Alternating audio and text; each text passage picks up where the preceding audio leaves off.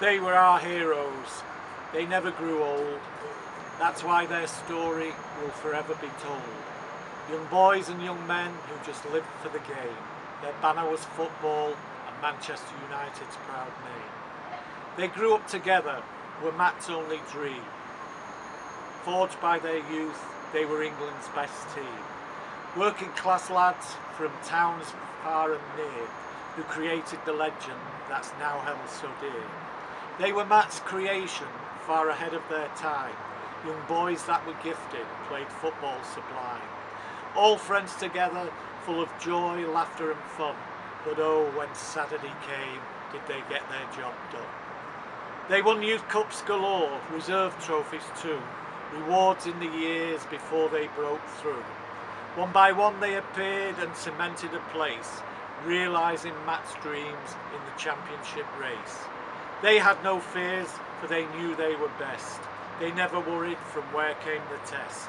Be it Arsenal in London or Red Star Belgrade, these kids were the champions and Manchester made. Roger Byrne was the captain, a man of great pride, a leader unquestioned, in charge of Matt's side.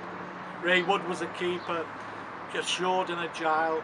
This quiet young Geordie kept goal with great style. Bill Folks from St Helens, who had worked down the pit. At fullback he was tough, uncompromising, so full of grit. Eddie Coleman from Salford was nicknamed Snake Hips. His body swerve always brought gas from our lips. Mark Jones from Barnsley, born of true Yorkshire stock. A centre-half steadfast, solid, just like a rock. Duncan Edwards from Dudley was the greatest of all. This giant of a boy lived to play the game of football. Johnny Berry from Farnborough, a winger so small, left fullbacks perplexed by his skills on the ball. Liam Whelan from Dublin was the old inside right. That man was needed when things got so tight. Tommy Taylor from Barnsley smiled when he scored. Old Trafford or Wembley, how those crowds roared. Dennis Violet from Manchester, who scored so many goals, a schemer so versatile, played in so many roles. David Pegg was from Doncaster, but oh, could he play, just like his young mates in United's great way. Bob Charlton from Ashington had a cannonball shot. The scribes and the fans said, this kid's got the lot. Jackie Blanchflower from Belfast was a manager's dream. He could play anywhere in that famous young team. Albert Scanlon from Manchester, a young winger with grace, with great skills on the ball and a whole lot of pace.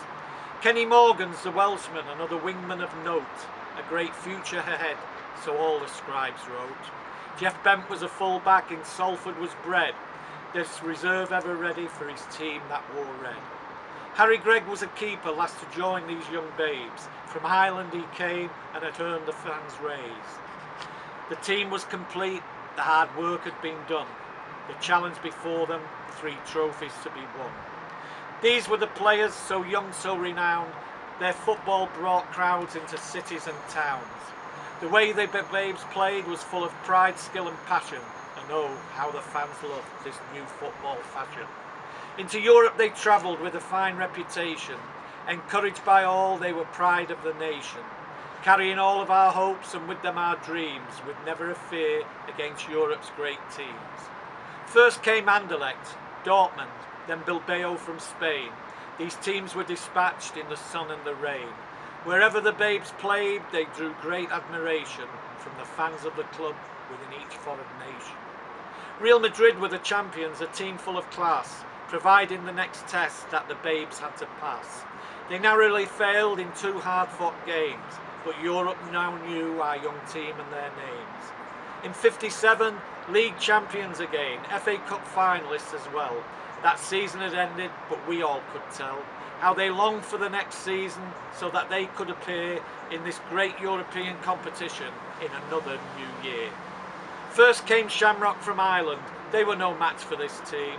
And the next, the babes ended Czech Dukla's European dream. From Belgrade came Red Star, and on a damp foggy night, our team of young babes showed how they could fight.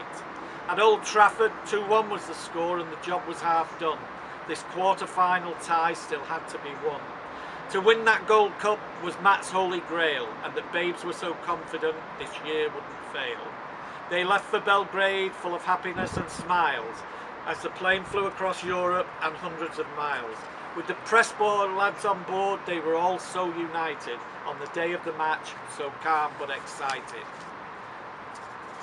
In no time at all, 3 goals had been scored, silencing the crowd and their Slavic roars. All too united, they were 3 of the best, and once more the Babes had stood up to the test. Red Star came on strong and made it again. With the help of the ref, they were back in the frame. Some amazing decisions, the Babes stayed quite cool. A draw, 3-3 at the end of this great footballing duel. The Slavs were first to offer their congratulations. More friends had been made in one of Europe's footballing nations. The Babes had earned their plaudits and cheers. That night they celebrated with a few well-earned beers. The following morning they were homeward bound.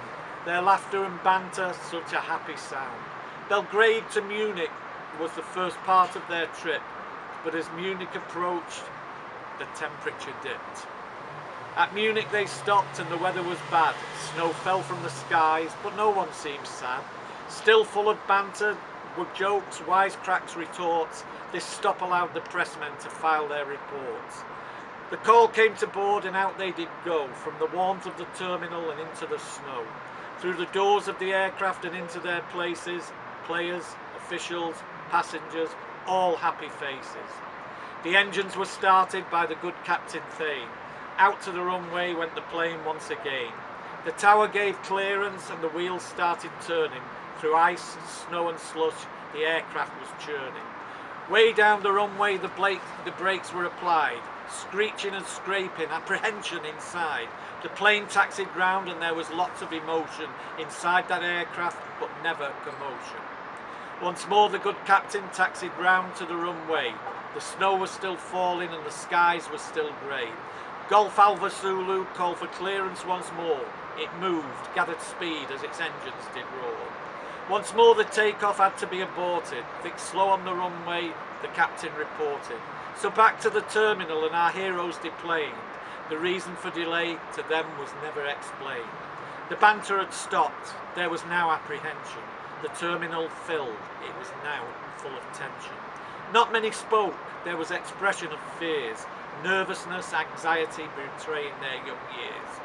All too quickly they were called once again. Slowly they filed out to board that old plane. They went into their seats and with seatbelts strapped on, one man was missing, Alf Clark, the cop. Across the tarmac, Alf jogged on his feet. Into the aircraft, he took the last seat.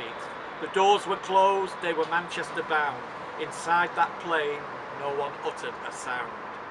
The aircraft moved off through slush and the snow to the runway lined up, given clearance to go. Brakes released, gathering speed, started trying to leave Munich ground and once more start flying. Inside they were frightened, yet nobody spoke, except Liam Whelan, a religious type bloke.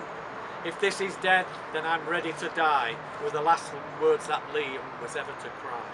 Down the runway it sped, trying to pick up the pace that would give it the lift for their journey to face. Onward and onward, there could be no return. It crashed through a fence, hit a house, started to burn. 7 heroes died in a few seconds of time. We were never to see them play in their prime. Big Dunk battled on, he fought the great fight. 15 days later it was lost, he passed away in the night. Walter the secretary, Bert and Tom the love coaches, all 3 lost their lives on the Munich approaches. Loved by their babes and by all the fans too, great servants of United and red through and through. 8 journalists also joined our heroes at rest, including Big Swifty, who was one of the best. Tom and Alf from the locals, Eric, George, Archie and Don, dear Henry as well, they, just like the babes, in seconds were gone. They had all set out on a cold Monday morning. They never returned and it left us all mourning. The dark days that followed were gloomy and black. Our heroes were lost, they were not coming back. For those of us who saw them, it's ne'er been the same. Wonderful memories live on, but then so does the pain. They were ordinary young men and we had shared in their dreams. To us they were our heroes and were our favourite team. The Babes were true football, no fears. The nation loved them because they had brought them such joys. Entertaining, graceful, gifted, skillful, but most of them boys.